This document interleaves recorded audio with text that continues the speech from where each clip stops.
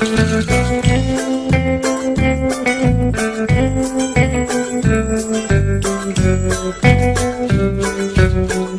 bonjour à toutes et à tous, je suis donc Guillaume, militant à Révolution et animateur du Cercle marxiste de Toulouse. Quand on parle du marxisme, on peut dire qu'il peut être abordé par plusieurs angles. C'est-à-dire qu'il y a trois composantes du marxisme. La théorie économique, qu'on a vue la semaine dernière.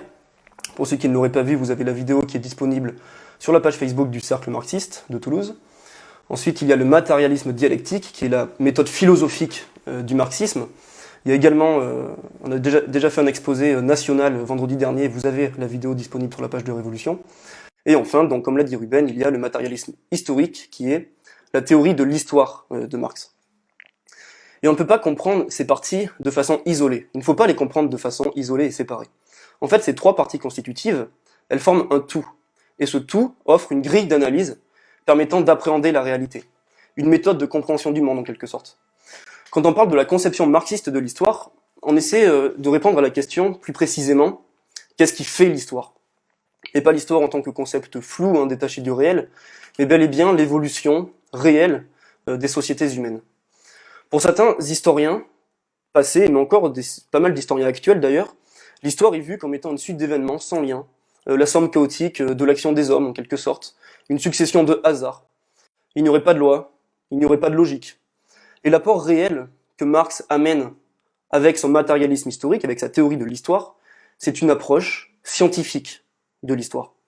Et ce qui fait sa scientificité, c'est la capacité qu'a eu Marx et qu'a le marxisme à prendre de la hauteur et à dégager des généralités.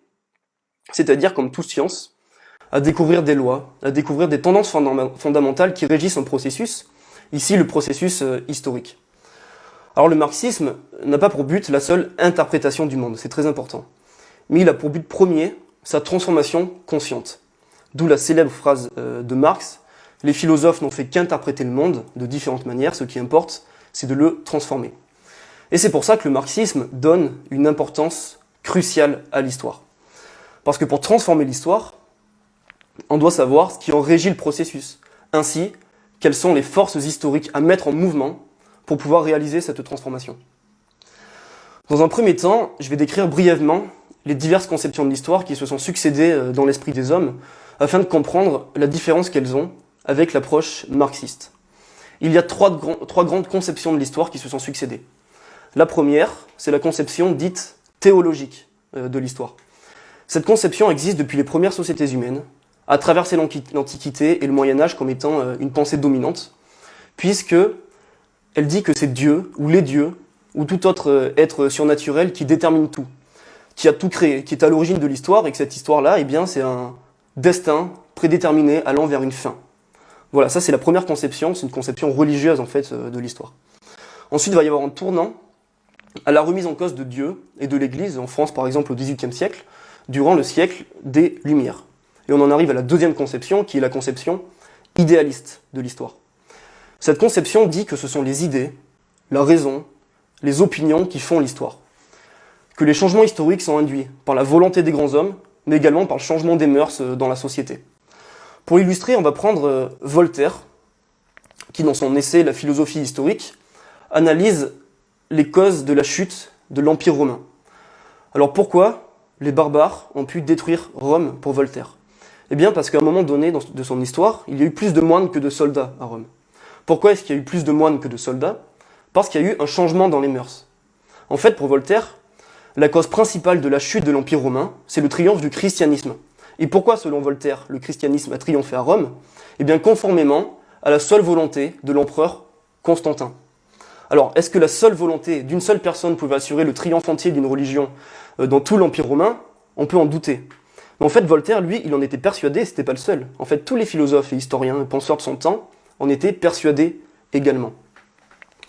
Mais pour Voltaire et ces philosophes-là, ce n'était pas Dieu, mais c'était bien les mœurs, les idées, les opinions qui faisaient l'histoire. Et ça, c'était un progrès énorme. Pourquoi? Parce que justement, il y a une notion de progrès qui s'est immiscée dans l'histoire. Parce que puisque les mœurs, les sentiments, les idées pouvaient s'améliorer, l'histoire également pouvait s'améliorer. C'était donc le règne de la raison face à l'obscurantisme. Et aujourd'hui, c'est une conception, cette conception idéaliste, encore très ancrée. liberté, égalité, fraternité, démocratie, sont soi-disant l'aboutissement du règne de la raison. Mais en fait, ces mots, quand on y réfléchit, ils sonnent plutôt creux. Parce que ce n'est pas parce qu'on les appose comme étant la devise d'une société que cette société est libre, égalitaire, fraternelle, et qu'elle est une démocratie. Ça, on s'en rend bien compte. On dit également aussi, c'est très répandu, notamment dans les cours d'histoire au collège et au lycée, que ce sont les grands hommes qui ont fait l'histoire. On prend Hitler pour expliquer le nazisme. On prend Staline pour expliquer le stalinisme. De même, pour certains, Lénine, tout seul, a fait la révolution. On se rend bien compte que ça ne tient pas debout, en fait. Alors, pour autant, est-ce que la conception idéaliste de l'histoire est complètement fausse? Eh bien, oui, elle est fausse, mais il y a quand même une certaine partie de vérité à l'intérieur. Il y a du vrai dedans. C'est-à-dire que les opinions, que les sentiments, les mœurs, etc., ont une très grande influence sur les hommes. Et les grands personnages aussi. Ceux qui disent que le marxisme dit le contraire, c'est un cliché. Mais la question que se posent les marxistes, c'est de savoir si ces opinions, ces sentiments, sont gouvernés eux-mêmes par quelque chose. Qu'est-ce qui fait apparaître les grands hommes? Qu'est-ce qui fait apparaître leurs idées? D'où viennent les idées elles-mêmes, en quelque sorte? Est-ce que les idées de Marx, par exemple, auraient pu apparaître au Moyen-Âge? En fait, expliquer la cause de l'évolution des sociétés humaines par l'opinion, par les mœurs, par les sentiments, passe très loin de la cause fondamentale, de la cause la plus profonde du changement historique. Au début du XIXe siècle, il y a une nouvelle conception qui est apparue chez des historiens comme Guizot, Tocqueville ou encore Augustin Thierry, parce que la Révolution française, notamment, a marqué une rupture avec l'histoire vue, faite par des grands hommes. Et l'histoire va devenir faite par les masses, par des groupes sociaux qui s'affrontent, comme le tiers-état contre la noblesse, par exemple. Et ces groupes sociaux vont s'affronter suivant des intérêts matériels. Et va apparaître donc la notion de la lutte des classes, qui n'est pas une invention de Marx. Ce ne sont plus les idées, mais les intérêts de classe qui vont faire l'histoire. Toutes les idées politiques et les idées religieuses vont devenir déterminées par la lutte des classes. Et ici, on se rend compte qu'on se rapproche d'une conception matérialiste de l'histoire. Mais en fait, ces historiens ne vont pas assez loin encore. Le problème, c'est qu'ils n'expliquent pas comment apparaissent les classes et d'où viennent les rapports sociaux eux-mêmes. Quel est en fait le fil conducteur qui parcourt l'histoire et qui permet de comprendre le passage d'un système socio-économique à un autre. Et ça, il n'y a que la conception marxiste de l'histoire qui y répond. Alors, fin du suspense. Le facteur déterminant de l'évolution historique est, pour le marxisme, en dernière analyse, la production et la reproduction de la vie immédiate. C'est assez logique au final. En fait, ce facteur, c'est l'évolution de ce que l'on appelle les forces productives. Ces forces productives contiennent deux caractères. D'une part, la production des moyens de subsistance, donc la nourriture, les vêtements, les logements, et tous les outils, la technique nécessaire pour les produire. Et d'autre part, la production des êtres humains eux-mêmes, donc la reproduction, la propagation de l'espèce. Marx expliquait que les humains, dans cette production qui est sociale de leur existence, aucun être humain ne peut vivre seul, il est obligé de faire société, et bien que ces êtres humains vont nouer des rapports entre eux, des rapports nécessaires, des rapports de survie, qui sont des rapports de production de la vie. Et la forme que prennent ces rapports de production correspondent à un degré de développement spécifique des forces productives. C'est-à-dire que les forces productives vont se développer au fur et à mesure de l'histoire et va correspondre à chaque fois, à chaque niveau, des rapports de production spécifiques, on va l'expliquer juste après. L'ensemble de ces rapports de production, ça constitue l'infrastructure économique d'une société, c'est-à-dire la base concrète sur laquelle va s'élever par la suite une superstructure politique, juridique, intellectuelle en général. Et donc les idées deviennent déterminées par la matière. C'est la base économique et matérielle d'une société qui va déterminer les idées des personnes qui s'y trouvent. C'est pour ça que c'est une conception matérialiste de l'histoire. La matière est première et elle détermine les idées. Et Marx l'expliquait très bien, je le cite, « Ce n'est pas la conscience des hommes qui détermine leur être, c'est leur être social qui détermine leur conscience. » Le développement des forces productives est, en dernière analyse, donc le moteur de l'histoire. Et ici, c'est très important d'insister sur le « en dernière analyse ». Parce que contrairement à beaucoup de détracteurs du marxisme, qui répondent pas mal de clichés, notamment à l'université, eh bien Marx ne réduit pas tout à l'économie. Le marxisme n'est pas un économisme, il n'est pas un déterminisme. C'est-à-dire que le marxisme tient compte pleinement des phénomènes comme l'art, comme la science, comme la morale, comme la loi, comme la tradition, comme les caractéristiques nationales, ou toute autre manifestation de la conscience humaine. Et le marxisme, en fait, va même plus loin. C'est-à-dire qu'il en montre le contenu de ces manifestations et qui montre comment elles sont liées directement au développement même de la société. Et d'ailleurs, ces critiques ne sont pas nouvelles, comme la plupart des critiques contre le marxisme d'ailleurs. À ceux qui disaient que Marx réduisait tout à l'économie, sans considérer aucun autre facteur, Engels, déjà à l'époque, répondait, je le cite, « D'après la conception matérialiste de l'histoire, le facteur déterminant dans l'histoire est, en dernière analyse, la production et la reproduction de la vie réelle. Ni Marx, ni moi n'avons affirmé davantage. Si ensuite quelqu'un torture cette proposition pour lui faire dire que le facteur économique est le seul déterminant, il la transforme en une phrase vide, abstraite, absurde. » En fait, selon ce cliché, pour Marx, les êtres humains seraient des pantins, des jouets passifs de l'histoire déterminés directement et que par l'économie. Alors que Marx, non, il disait le contraire. Il disait « les hommes font leur propre histoire, mais ne la font pas arbitrairement, par des conditions choisies par eux, mais dans des conditions données et héritées du passé. » Parce que si c'était le cas, si l'action des hommes n'avait aucune influence sur l'histoire, si tout était déterminé par l'économie, eh bien le capitalisme s'effondrerait tout seul dans une crise finale, et le socialisme arriverait d'un seul coup, comme un destin décrit à l'avance. Non, ça c'est pas notre conception, ça c'est la première conception, la conception théologique religieuse. Le marxisme, c'est absolument pas ça.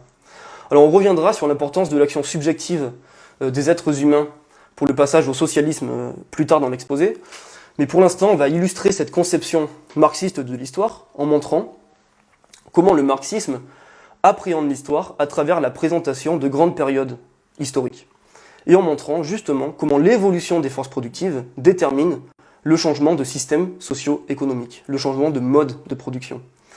On va étudier comment on passe du communisme primitif à l'esclavagisme, au féodalisme, au capitalisme, et ce qu'il reste à faire pour arriver au socialisme. Mais juste avant, rappelez-vous de ceci, qui est très important. Marx expliquait que la viabilité d'un mode de production était de développer les forces productives. Quand les rapports de production d'une époque deviennent une entrave au développement de ces forces productives, s'ouvre une ère de crise. Et le mode de production, il n'est plus viable, il doit péricliter. Et donc, on entre dans une époque de révolution. On va l'illustrer par la suite. Alors la première époque, c'est celle qu'Engels, sous les travaux de l'anthropologue Morgan, appelait le communisme primitif. Pendant 98% de leur existence, il faut le savoir, les êtres humains vivaient dans une société sans classe sociale. Ça recouvre ce que l'on appelle le paléolithique. Il y avait une économie qui était basée sur la cueillette, sur la chasse. Il n'y avait pas de famille sous la forme actuelle, mais l'unité de base de la vie, c'était des clans ou des lignades en langage anthropologique. Toutes les terres et les ressources étaient mises en commun au sein de ces clans. C'est pour ça qu'on appelle ça du communisme primitif. On est ici en fait au niveau 1, au niveau 0 presque, du développement des forces productives. Et à un moment donné, il y a eu un bond historique et l'ouverture d'une nouvelle époque du développement social. Il y a entre 10 000 et 12 000 ans, certaines sociétés, basées en Mésopotamie notamment, grâce au climat fertile, au climat favorable et au sol fertile, ont pu augmenter leurs ressources et se sont adaptés à leur environnement en mettant au point de nouvelles manières de produire.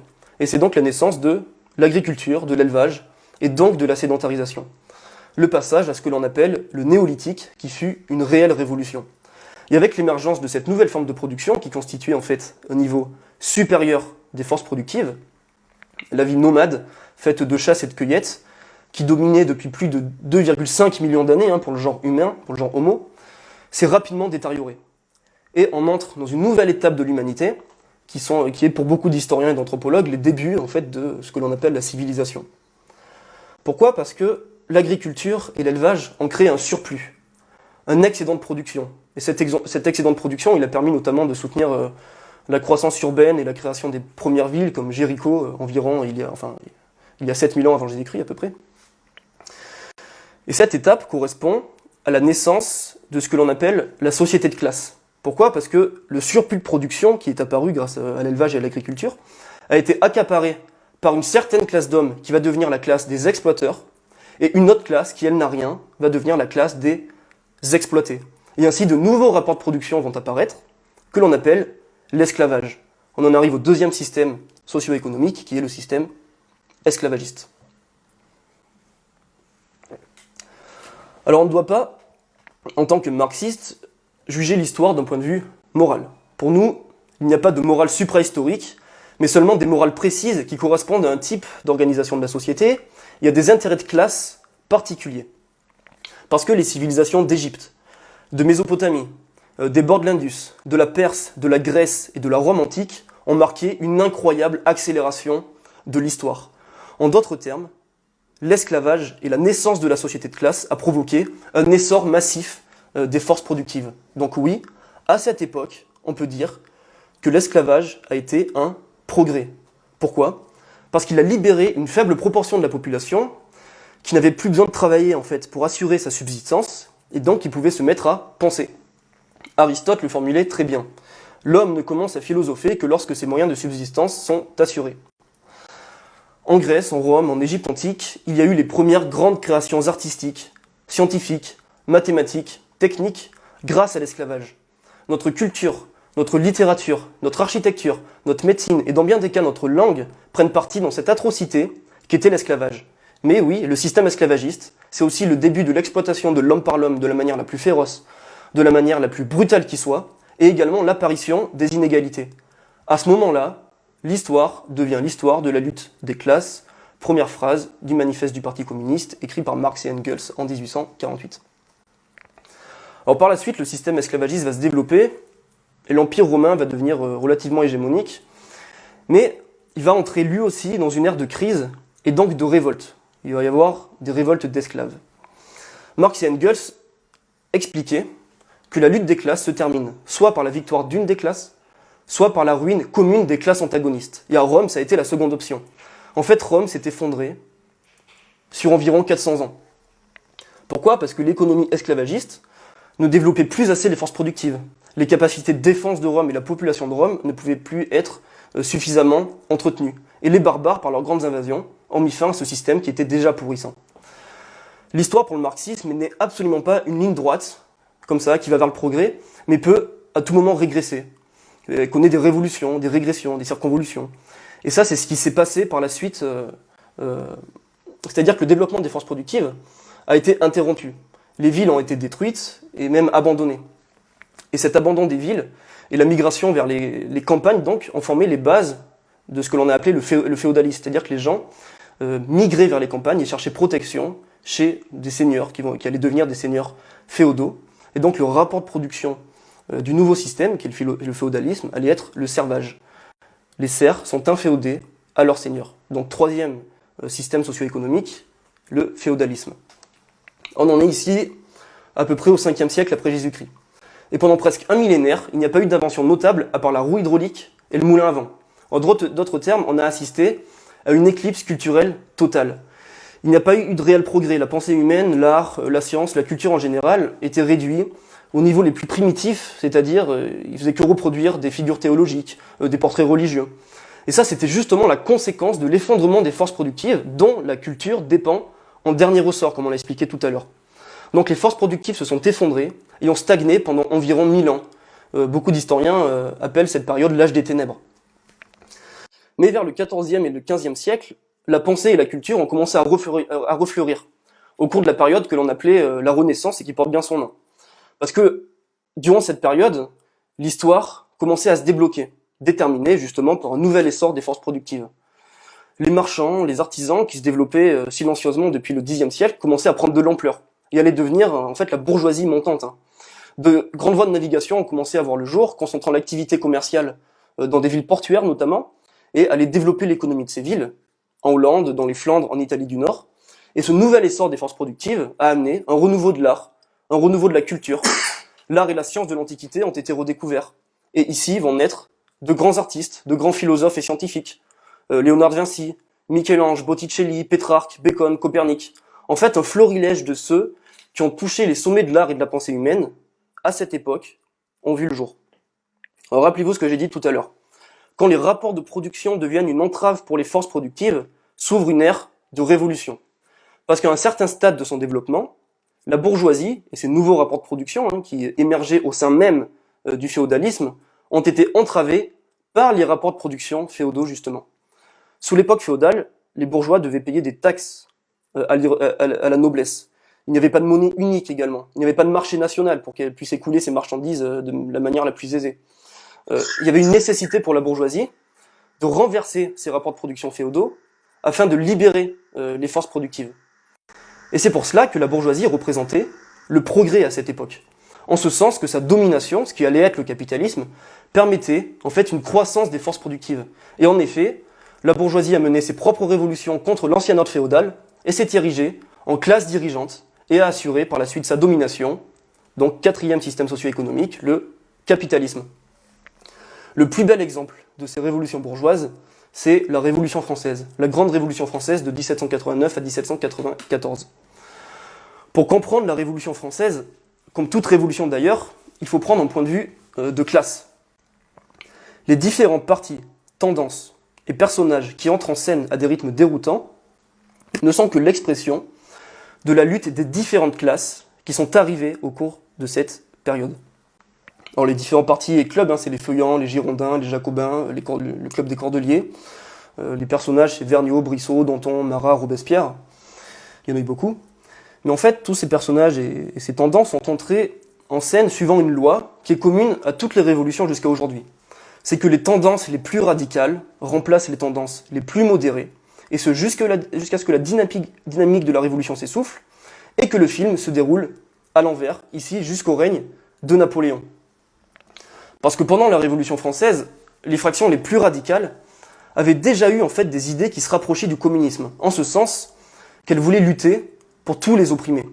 Robespierre, Babeuf par exemple, parlaient pour l'humanité tout entière. Alors écoutez ces mots de Robespierre par exemple, qui transpiraient en fait déjà l'idée du communisme, je le cite, « Les hommes de tous les pays sont frères, et les différents peuples doivent s'entraider, selon leur pouvoir comme les citoyens du même État. Celui qui opprime une nation se déclare l'ennemi de toutes. » Ou encore, notre sort est attaché à celui de toutes les nations. Et le 10 août 1792, donc durant l'assaut qui allait libérer le peuple français du joug de l'absolutisme, il s'écriait « Français, n'oubliez pas que vous tenez dans vos mains le dépôt des destinées de l'univers. » Et en fait, c'était vrai, tant la Révolution française à cette époque eut d'impact sur l'histoire du monde et a été, et est toujours d'ailleurs, une source d'inspiration et de leçons pour les peuples du monde entier. Mais il était impossible à cette époque, durant la Révolution française, d'instaurer une société communiste. Ça ne pouvait déboucher que sur le capitalisme. On va voir pourquoi. Les révolutions bourgeoises ont substitué de nouveaux antagonismes de classe aux anciens. Ce qui a constitué le rapport de production capitaliste, c'est, d'une part, la séparation du travailleur, donc du serf, du paysan, d'avec son outil de travail ce qu'il a transformé en prolétaire. Il n'avait plus rien en fait. Et d'autre part, la constitution d'une accumulation primitive par la bourgeoisie, par l'expropriation violente des paysans, mais aussi par la traite négrière, par le commerce triangulaire, par la colonisation, que des atrocités en fait. Donc le rapport de production capitaliste, c'est le salariat, c'est la rencontre du prolétaire qui n'a rien, qui n'a que sa force de travail pour vivre, et du capitaliste qui, lui, possède les moyens de production et qui va exploiter la force de travail du prolétaire pour faire du profit et donc accumuler du capital et grossir. Une parenthèse, rappelez-vous, vous vous rappellerez d'où viennent la richesse accumulée des capitalistes. De la colonisation, de l'esclavage, de l'exploitation brutale de la force de travail des gens qu'ils ont eux-mêmes expropriés.